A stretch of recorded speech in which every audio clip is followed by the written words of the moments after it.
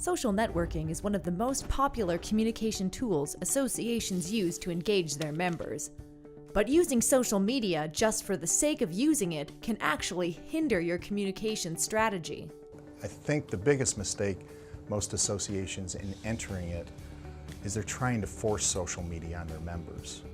Carl Kirsch, Vice President and Executive Director of Meeting Expectations, has witnessed firsthand associations making the mistake of forcing social media and not allowing it to grow organically. What we've learned is it's better to go where your members are already. I'll give you a little example. We had an association with a very passionate volunteer in social media. So that person went out and created a private network to try to force the members to sort of engage in that network. And in 3 years, we have about maybe 300 people that have signed up for that network. Unfortunately, about 100 of them are spammers, so it's really not an effective network. Meanwhile, the LinkedIn group that grew organically has almost 2,000 members in it, very engaged, very active, and it just sort of proves the point. You still have to look at where they are and go where they are, rather than forcing them into something.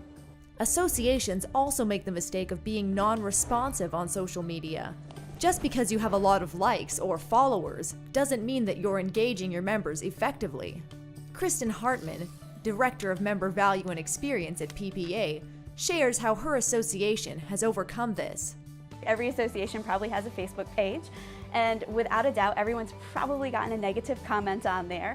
And so one of the things we do is we just pick up the phone and call the member and just try to diffuse the situation, talk to them about it, and by the end of the conversation, they are so appreciative, and they actually will go back on there and go, oh my gosh, I just got a phone call from PPA. You know, how fantastic is that? It's on Facebook, it's social, I mean, everybody's gonna see it. So we wanna make sure that we put, I don't wanna say our take out there, but that we respond so even the rest of the Facebook group or the rest of the community knows that we're paying attention and that we're listening to them.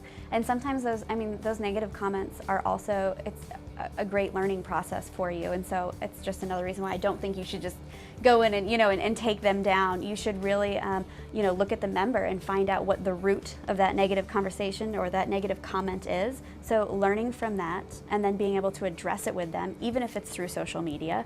Other members are going to read it, and then it could diffuse a whole situation, just in doing that. So it can be, I think, your best friend or your worst enemy, but we've chose to really embrace it and to learn from it and to use it as a tool to actually improve what we're doing.